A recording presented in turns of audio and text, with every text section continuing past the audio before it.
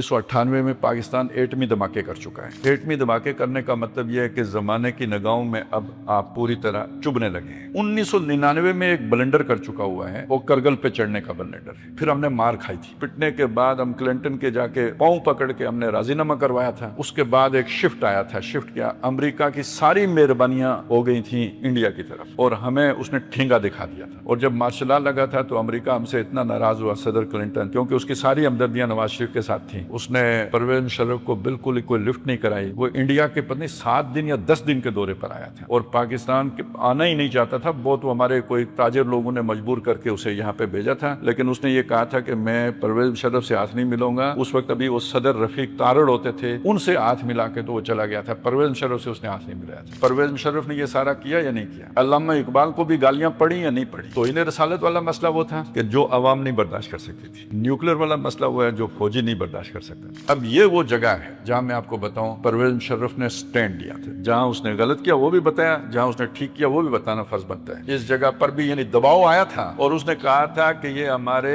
रिफाई इदारे, पूरी दुनिया में इससे बराबर मुफ्त तालीम कहीं नहीं दी जाती जो इन इदारों के अंदर दी जाती है। ये यतीमों को पालते हैं। उसने यूं करके तो उसको एक ट्विस्ट दिया था। वजह क्या थी? इधर अल्लाह ने एक जरूरत बना थी, मौलाना फजलुर रहमान। वो सारा मुट्ठी में किसके था? मौलाना फजलुर रहमान के। उस मौके पे एक शानदार हिकमत अमली के साथ उन्होंने मदारिस को बचा लिया। इमरान खान के दौर में जब ये 2019 में कश्मीर वाला मसला हुआ, सारे लोग बाजवे और इमरान के जिम्मे लगा रहे हैं। मैं कहता हूँ ये परवेज मुशर्रफ बेच के गया था, इन्होंने अमल दरामद किया है। अगली बात ये हुई है कि बाजवे ने कह दिया था कि जी हमारे टैंकों में तेल ही नहीं। इसका क्या मतलब है? हम जंग नहीं लड़ सकते। जंग नहीं लड़ सकते तो मोदी ने क्या करना था? न्यू नॉर्मल करना था, वो जो न्यू मई को करने के लिए आया था। और ये जो जहाज गिराया भी था ना, पहला अभिनंदन वाला जो जहाज गिराया था, ये स्ट्रेटेजी में नहीं था, ये एयरफोर्स ने गैरत खा के गिरा दिया था, इसीलिए फौरन पकड़ के हवाले कर दिया था। इमरान खान का बयान ऑन द रिकॉर्ड मौजूद है कि अगर मसला कश्मीर हल हो जाता है तो हमें एटम बम रखने की जरूरत ही नहीं। अगली बात की भी तैयारी है। बाजवे की क्या तैयारी थी कि जी तजारत खोलो। तय कराया था बाजवा, मोदी ने दौरा करना है पाकिस्तान का, कोयटा जाना है और वहां कोई मंदिर है, बहुत पुराना मंदिर है, उस मंदिर का उसने इफ्तिताह करना था। पता है क्या हुआ? ये जो